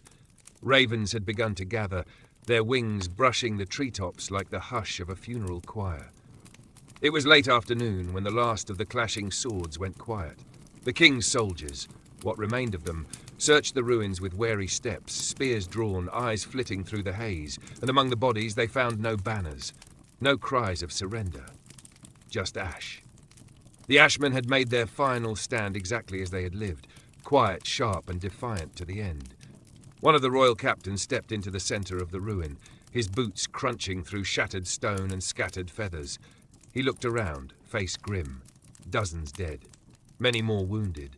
It was supposed to have been swift, surgical, a lesson to the realm. Instead, it was a wound that would fester. Among the bodies, he found one that made him pause. A man, kneeling even in death. His back slumped against the ruined wall, a dagger still clutched in one hand, a faded brand on his palm, scorched at the edges but still visible. His face was pale, streaked with dirt and blood, but peaceful, almost whole. The captain didn't need to ask, he knew. Hollow, he stared at the body for a long time, then turned to the scribe beside him. "No carving," he said. "No monument. This never happened." The scribe hesitated. "But, sir, bury them, deep, unmarked." And then he walked away, as if that could erase what had been done. But stories are harder to bury than bodies. And death, for men like Edwin, is rarely the end. That winter, the first song appeared, a soft tune hummed by a farmer's wife in the lowlands. No words at first, just melody. Then someone added verses. He bore the mark upon his hand, not born of sin but forged by land. He stole not gold but stole the flame, and left the world a different name. Children sang it in the fields, beggars sang it for crusts of bread, and then quietly, travellers began to speak of a grave in the woods, a place where wildflowers grew even in the snow, where birds gathered though no seed was scattered. They said it was where Hollow had fallen. But no one could say who started that tale. Some said a wounded soldier had turned away that day and vanished into the forest, unable to swing his sword against those who stood with such fire. Others spoke of a girl, grown now, who walked from a distant priory with a shovel and a candle and sat beside the ruined stones for hours, saying nothing. There was no proof, just belief, and belief, like roots, spreads quietly. Years passed, and though the realm returned to its grinding rhythm, taxes collected, rebellions quashed, names forgotten, the ashmen were never quite erased. Whispers remained. A stolen grain cart found overturned outside a starving village. A noble's records burned in the night. A bag of silver left in a widow's shed. And always, carved near the scene, a symbol, 3 slashes beneath a broken crown. Children asked what it meant. Their parents would glance around and say, "It means someone remembers." And far to the north, deep in the woods where the snow fell soft and no road dared to pass, a man sat beside a fire. Older now, slower, still scarred. His name wasn't Hollow anymore. He didn't speak of war or kings or banners. He simply told stories, stories of a world that once forgot what justice meant, and the people who reminded it, not with crowns, not with armies, but with fire and the refusal to disappear. Edwin rarely spoke his name anymore. Not out of fear or shame, but because names, like weapons, dulled with too much use. Out in the deep woods, in a cabin half swallowed by ivy and thyme, names didn't matter. There were only the seasons, the fire, the silence, and sometimes, if the wind carried right, the sound of far-off bells from a village too distant to be seen. He lived simply. Mornings began with frost and the creak of old wood, water fetched from the stream, bread baked flat and hard on a stone slab, tools sharpened, traps set, kindling gathered. He kept no livestock, no dog, no visitors. At least that's how it had been, until the boy arrived. The first time Edwin saw him, the child was half hiding behind a birch tree, watching from the edge of the clearing. Thin, ragged, maybe 10 or 11. Big eyes, quick feet. Edwin said nothing, only tossed the boy half a loaf of bread and went back to chopping wood. The next day the boy returned. Closer this time. Edwin didn't ask where he'd come from, didn't ask his name. He knew the answers didn't matter, only the hunger did, and the wariness in the child's stance. So the silence between them became a sort of language, a trust. By the third day, the boy was helping with firewood. A week later, he was mending traps and fetching water from the stream. Edwin showed him how to set snares, how to read the animal trails, how to stay warm through bitter nights. The boy listened, always silent, always wide-eyed. One evening, after a supper of roasted hare and roots, the boy finally spoke. "Are you Hollow?" Edwin paused, not surprised exactly, just heavy. "Where did you hear that name?" he asked. "From a man in the village," the boy said. "He said Hollow was a ghost, that he used to fight lords, that he died." Edwin stared into the fire. "I did die," he said softly, "in a way." "Then who are you?" Edwin didn't answer, not with words. He stood, walked to the far side of the cabin and pulled aside a loose floorboard. From the hollow beneath he drew a bundle wrapped in old canvas. Inside was the dagger, blackened with age, still sharp. Beside it a folded cloth, faded, tattered, with the mark stitched in rough thread, 3 slashes beneath a broken crown. The boy stared. "Was it true?" he asked. "All of it?" "No," Edwin said. "Most of it was lies, stories, songs made by people who never knew the weight of blood." "But some of it?" the boy asked, voice barely above a whisper. Edwin met his eyes. "Some of it," he said, "was fire." That winter, the boy stayed. He never gave his name. Edwin never asked again. They survived together, laughed sometimes, sat in silence more often. When the snow came heavy, they slept back to back near the fire, sharing blankets and heat like wolves. And slowly Edwin taught him everything. Not just how to fight, but how to know when not to. Not just how to disappear, but how to decide what was worth being seen for. He didn't teach him to be hollow. He taught him to listen, to wait, to understand. The boy listened well. One spring morning, the boy was gone. No note, no trail, just the empty blanket folded neatly near the fire. Edwin stood at the edge of the woods for a long time, watching the trees. He felt no anger, only that quiet ache that never left. But on the table, beside the hearth, lay something new, a carving knife and a piece of bark. Etched into it, carefully and deeply, "The flame never died." Edwin picked it up, held it in both hands, then smiled.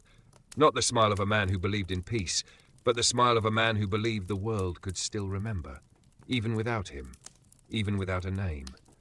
Because somewhere out there, a boy walked with purpose in his step, and the stories, the real ones, were just beginning again. The years passed, but the memory of Hollow didn't fade. If anything, it grew. In the cities, merchants told his story to sell knives marked with 3 notches. In the villages, elders passed his name to children like an old prayer, half in warning, half in hope. In prisons and work camps, his name was carved into stone walls, scratched into wooden beams, whispered through iron bars. Hollow lived, Hollow burned, Hollow rose. But far from the noise and the memory, Edwin lived in peace. He was older now, slower, his hands thick with callus and time. His hair had gone grey, his beard longer, and his back carried the quiet bend of a man who had borne too much weight for too many years. Yet there was still strength in him, in his silence, in his eyes. Each day he walked the woods with a staff instead of a blade. He'd sit by the stream and listen to the birds, trace the trees with his gaze, and feel the wind as if it carried messages only he could understand. Some days he saw no one. Other days, travellers passed through, a tired mother with a sick child, a soldier who'd thrown down his sword, a merchant who had lost everything but a name. Edwin gave what he could. Food, warmth, a story. Never advice, never his name. And still they left with more than they arrived. One night in early autumn, a knock came to his door. It was soft, 3 times, rhythmic, familiar. He opened the door slowly and found her standing there, Breda, grown now. No longer the soot-smudged girl hiding in the woods, but a woman with strong hands and storm in her eyes. She wore a simple cloak and travel-worn boots, a satchel at her side, a small knife at her hip, and a scar, thin, healed, along the base of her throat. He said nothing. Neither did she. Then she stepped forward and wrapped her arms around him, burying her face in his shoulder. He hadn't cried in years. That night they sat by the fire. She told him everything. How the priory took her in, how she learned to read and write, how she saw the symbol carved into a chapel door and asked the nun what it meant. How she heard the stories of Hollow and recognized the face in the silence of her memory. "I searched for you," she said. "For years. Everyone said you were dead." "I was," Edwin replied, "but not now." He nodded. "Not now." She smiled. Then, after a long pause, she said, "I want to start something." His brow furrowed. "A place," she explained. "A real one. Not hiding in the woods. Not running. A village where people like us, outlaws, runaways, branded broken, can live. Can build. Not just survive. Grow." He said nothing, but his eyes were already burning. "I don't want to fight anymore," she whispered. "I want to plant." And Edwin, the thief who had once run from everything, took her hand and held it in his. "You'll need walls," he said, "and water, and land that breathes well." "I know. You'll need fighters. I'm not asking you to fight." He smiled. "I'm not offering to." They built it on the edge of the eastern ridge, where the soil was soft and the sun touched the hills first each morning. There was no name at first, just tents, then wooden beams, then stone foundations, then a well dug so deep it struck clean water. And slowly they came, people with scars and secrets, women with silent pasts and children in tow. Men who still flinched at the sound of a bootstep. They came not because of Edwin, not even because of Breda, but because something in them recognized the place. It wasn't a refuge. It was a beginning. They raised no banners. No one called it a kingdom or a stronghold, just a village, with a smithy, a school, a garden where the smallest children planted onions and carrots with dirt-streaked fingers, and in time they gave it a name. Ash Hollow. A place born not of ashes, but from them. A place where no one asked what you had done, only who you wanted to become. Edwin lived in a small cottage at the northern edge, quiet, watching, teaching the children how to tie knots, how to find clean water, how to build without nails. Sometimes when the night was clear, he sat with Breda by the fire and listened to the silence. Not the silence of loneliness, but of peace, real peace. The kind no crown could order, no sword could break. And on the gate of the village, carved in simple lines for all who entered to see, were the words Breda had once etched in bark and left behind. The flame never died. Winter came early that year. Snow fell in thick, quiet blankets across the valley, covering Ash Hollow in soft white. The trees stood still beneath the weight of ice, and smoke curled from every chimney like ribbons drawn toward the sky. Children laughed in the frost. Boots crunched over frozen paths, and from the highest hill one could see the whole village wrapped in a hush that felt sacred. Inside Edwin's cottage, the fire crackled softly. He sat by the hearth, wrapped in a thick wool cloak, his hands cupped around a wooden bowl of hot broth. His joints ached more now. His fingers, once nimble enough to lift coins from pockets without a sound, moved slower, stiffer, but his eyes still burned. Quietly, deeply. There was a knock at his door. He already knew who it would be. Breda entered without waiting. She always did. She carried a bundle under her arm, maps, notes, and a wrapped loaf of black bread still warm from the oven. She set it down on the table and poured him a cup of boiled wine. "They came again last night," she said. "Scouts?" She nodded. "Just 2, kept to the tree line, didn't approach. Soldiers? Worse. Men in cloaks with no crest." Edwin frowned. "Assassins, maybe just watchers." He sipped the wine. "They're not ready to come back with fire, not yet." Breda looked at him, her expression unreadable. "But they will." He didn't argue. They both knew the truth. Ash Hollow had grown too much, too fast. More than 30 families now.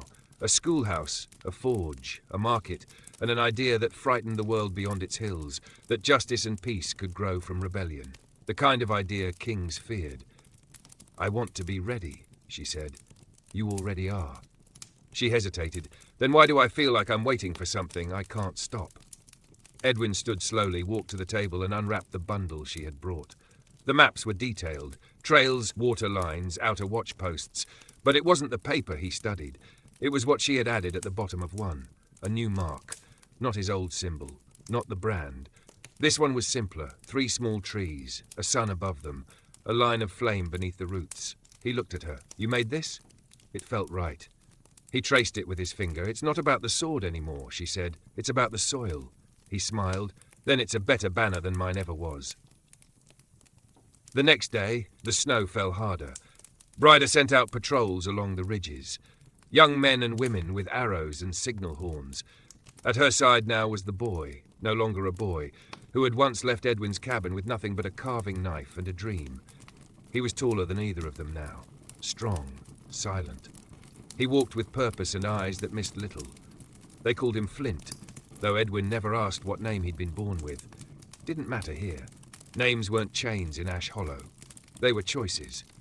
Flint had taken to building. He oversaw the new wall, an outer ring of sharpened stakes and woven timber, not to keep the world out, but to slow it down long enough to decide what kind of visitor had come. He trained others, with blade, with bow, with restraint. And sometimes he sat with Edwin and asked questions, not about tactics or traps or killing, but about mercy. "Is it weakness?" he asked once. Edwin shook his head. "Mercy is remembering the world made you hard and choosing to soften anyway." Flint didn't speak after that, just nodded and carried the lesson away like it was a weapon of its own. Weeks passed. Letters came, warnings from distant allies. The southern lordships were stirring again. A new tax law had stripped half the western villages of food stores. Priests were being hung for sheltering insurgents. The world outside Ash Hollow was cracking again. Edwin watched it happen, not with fear, but with certainty. History, he had learned, was a wheel. You could slow it, you could dent its edge, but it turned, always. And when it did, the weight of old injustice came rolling with it. He sat beneath the tree at the center of the village one morning, snow still crusted on the ground, sun barely above the ridge. Children ran past with makeshift wooden swords, yelling about kings and thieves and monsters. One of them, a girl with tangled curls and a missing tooth, ran up and plopped down beside him. "Were you really a ghost once?" she asked. He looked at her, then out across the rooftops. "I think maybe I still am." She grinned. "You don't look like a ghost." He smiled faintly. "What do ghosts look like?" "Colder. You're warm." Then she was gone, chasing her friends, sword raised high. Edwin leaned his head back against the tree and closed his eyes. The cold didn't bother him.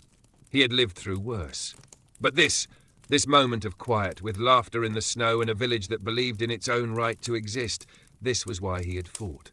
Not for power, not for vengeance, but for this, for warmth, for roots, for something that could survive without him. And he knew with a certainty that no blade could undo. The flame had not died, it had been passed. Spring came late that year, as if the world itself were holding its breath.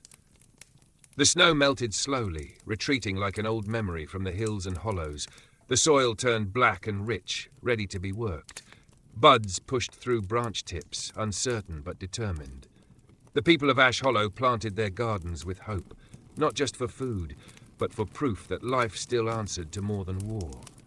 In the center of the village, the great tree bloomed. It had been barren for years, bark knotted and scarred, a sentinel more than a symbol. But now small white flowers crowned its limbs like stars caught in daylight. It became the talk of the children, the point of prayer for the elders. They said it meant something, that peace had taken root. But peace, Edwin knew, was a fragile thing. He watched the seasons shift with quiet eyes, watched Bryder move through the village with a worn satchel on her shoulder, offering advice, taking census, resolving disputes over chickens and fences. Watched Flint build a granary from stone and timber, hammering each plank like it was a promise. Watched new faces arrive, a crippled soldier with a poet's heart, a mother fleeing a marriage broker, a pair of siblings who spoke no words but carved animals from driftwood like old gods in disguise. Ash Hollow had become a tapestry. And Edwin? He was the thread nobody saw. but without which it would all come undone. One morning he woke earlier than usual. The sun was just breaking across the hills, golden light slanting through the shutters of his cottage. The air smelled of ash and lilac. His body ached, a deeper ache than before, quieter but insistent. As he rose from his bed, the world tilted slightly, and he knew. His time was near. He didn't fear it. He stepped outside, barefoot, and walked toward the tree. The dew soaked through his soles. Birds chirped lazily overhead. Smoke from early fires curled into the sky. He sat beneath the great tree with effort, each joint protesting, each breath a little shallower than the last. But once seated, he rested his back against the bark and looked out across the village, the cottages, the gardens, the laughter rising from a cook fire. It was everything he had never believed would last. And it was still here. Bryda found him just before noon. She approached without urgency, carrying a bowl of soup and a strip of bread. She slowed when she saw him. He was asleep, or appeared to be, head tilted back, mouth slightly open, one hand resting palm up in the grass. The scar on his hand had faded with age, but never disappeared. It had grown soft, wrinkled, more memory than mark. She knelt beside him and placed her hand over his. He didn't stir, no gasp, no pain, just a stillness that felt too complete to be anything but peace. She sat with him a long time, didn't cry, not right away. Others came slowly, Flint, the elders, the children. No one wailed, no one panicked. They sat in silence beneath the blooming tree, letting the moments settle like dusk across their shoulders. He had given them so much, his fire, his silence, his belief. And now he had given them the final lesson, that a life of scars could end in blossoms, that survival was not the same as peace, but it could lead there. That even a thief, even a branded man, even a ghost could build something that outlived him. They buried him on the northern ridge, where the sun hit first and the snow melted last. Not with ceremony, but with care. The whole village came. No priest, no crown, just stories. Bryda placed the wooden carving he had once received from the boy, the bark etched with the words, "The flame never died," into the earth beside him. Flint drove a single stake into the ground. Upon it, he carved not a name, but a symbol. 3 small trees, a sun above them, a line of flame beneath. Nothing more, nothing less. And in the years that followed, as the world continued to turn, the name of Hollow faded into the realm of legend. But Ash Hollow remained, a place where the forgotten found purpose, where silence was strength and mercy was memory, where fire had once burned bright, not to destroy, but to light the way. And somewhere in that forest, long after history forgot the shape of his face, wildflowers still grew where he had once stood, quiet, unmoving, enduring. Years passed. Ash Hollow weathered storms, harsh winters, poor harvests, but it never fell. It grew, not fast, not with the fever of cities or the ambition of crowns, but like something meant to last. Steady, rooted. People came from across the realm, drawn not by banners or promises, but by stories whispered on the road. A village with no master, where the scarred and silent could find rest, where names were not records but choices. And always they asked about Hollow. Not all believed he had ever lived. Some thought him a fiction, a stitched-together myth made to inspire resistance. Others said he'd once been a real man, but had died long before the Hollow was ever built. A few claimed they'd seen him, grey-bearded and hunched, in the shadows of the orchard, watching the children play before vanishing back into the woods. Bryda never denied the stories, but she never confirmed them either. When asked, she would only smile, eyes distant, and say, "We remember him the way we choose to." Because memory, in Ash Hollow, was sacred. It wasn't about facts, it was about fire. One spring, on the eve of planting season, a stranger arrived. He came on foot, with a pack slung over one shoulder and a long cloak dusted in road ash. He was quiet, careful, young, though something about him felt old. Flint met him at the outer watch post, asked no questions, offered food, shelter, a cot in the western barn. The stranger said thank you and nothing more. But that night, as he sat by the fire in the communal hall, surrounded by unfamiliar faces and soft conversation, he pulled something from his pack, a piece of bark, carved with 3 slashes beneath a broken crown. Flint saw it first, and something in him stilled. He leaned in, voice low. "Where did you get that?" The stranger looked up. His eyes were not haunted like so many who found their way to the village. They burned, not with grief, but with inheritance. "It was my father's," he said. The room fell silent. Breda stood from the far end of the hall, stepped toward him slowly, almost cautiously, like one might approach a bird not yet decided whether to fly. She stopped in front of him. The stranger rose. Their eyes met, and for a long time no one breathed. Then Breda reached out, not to shake his hand, but to place her palm over his chest, right where the heart beat. "It still burns?" she asked. He nodded. Good. He didn't stay long in the village. A season. Maybe 2. Long enough to help rebuild the Eastern Bridge. Long enough to learn the layout of the land, the names of the trees, the way the shadows fell across the fields at different hours. He worked hard. He asked questions. He listened more than he spoke. And when he left, he did so quietly, with a pack over his shoulder and no clear direction. But before he went, he carved something into the gatepost on the northern road. A hollow isn't an end. It's where fire sleeps until it's needed again. Decades later, when kingdoms shifted and war returned, as it always does, it wasn't swords or banners that rose first. It was stories. Of villages that refused the taxman. Of woods where men and women lived freely, protecting the poor, feeding the forgotten. Of symbols, carved into door frames, pressed into loaves of bread left for fugitives, painted on the shields of rebel riders. 3 small trees, a sun, a flame. And somewhere in the deepest part of an old forest, in the soft hush of early spring, beneath a blooming tree that never withered, the earth remained undisturbed.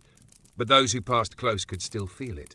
A warmth beneath the roots, a memory, a presence. Not gone, not dead, just waiting. The forest outlived the empires. Long after the banners faded, long after the kings were dust and their laws forgotten, the forest stood.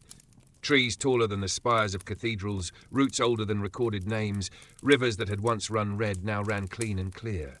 The scars of war were swallowed by time, fields reclaimed by moss, roads broken into stone and vine, and still they whispered the name, Hollow.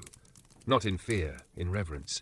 Ash Hollow remained, not as a fortress, not as a legend, but as a living place. It was no longer marked on maps. It didn't need to be. It lived in memory, in song, in quiet footsteps through brush-covered trails. Travellers found it not by compass, but by faith, by listening to the wind, by following kindness where it lingered. The village had changed, of course. New buildings, new names, new rituals. But the spirit, the unshakable promise that all were welcome, all could begin again, never shifted. It was carried in the way the children helped rethatch roofs in spring. In the circle gatherings each equinox, where no one sat higher than another. In the way elders touched tree bark as they passed, as if greeting old friends.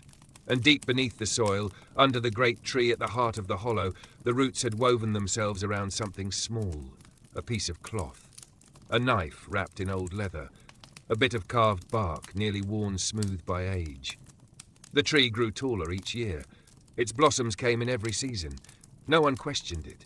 No one tried to name the magic. They simply called it what it was, the place where the fire sleeps. In the great hall, rebuilt 5 times across centuries, there hung a carving. Simple, wooden, worn by years of smoke and weather. Travellers often stopped to study it. Children asked what it meant. 3 small trees, a sun above them, a single line of flame beneath. Sometimes an elder would tell the story. But most times they wouldn't. Because stories like that didn't need to be told aloud anymore. They were everywhere, in how the village shared, in how they stood together, in how they refused to let the world harden them. Once a scholar came from a distant city. He was old, his hands ink-stained, his books full of dates and wars and kings long dead. He had heard rumours of Ash Hollow and walked 2 weeks through wild woods to find it. He brought questions, so many of them, wanted to know the truth behind the legend. Was there ever a man named Hollow? Did he truly lead a rebellion? Was the brand real? The battle? The village? Brida was long gone. Flint, too. The Hollow had changed hands a dozen times, but the people still remembered. And when the scholar asked, the village elder, a woman with silver braids and calloused palms, led him to the great tree. She sat beside him on the roots and said nothing for a long time. Then she asked, "Do you see the fire?" The scholar frowned. "There is no fire." She smiled. "Then you're looking in the wrong place." He left the next morning, but he wrote years later, in the margins of his last journal, "I did not find Hollow. I found what Hollow left behind, and that was far more dangerous." The world changed again, as it always does. War came, then peace, then war again, but the hollow endured. It sent no soldiers, it claimed no flag. It remained what it had always been, a sanctuary, a promise carved into the earth, a place that believed the broken did not stay broken, and that from ash things could grow. Some nights, when the wind was still and the moon full, the children would gather near the tree. They'd light a small fire, tell stories in low voices, about a thief who became a rebel who became a ghost, and a ghost who became a flame. No one remembered his real name. They didn't need to, because in every act of courage, every quiet mercy, every refusal to bow, Hollow lived on.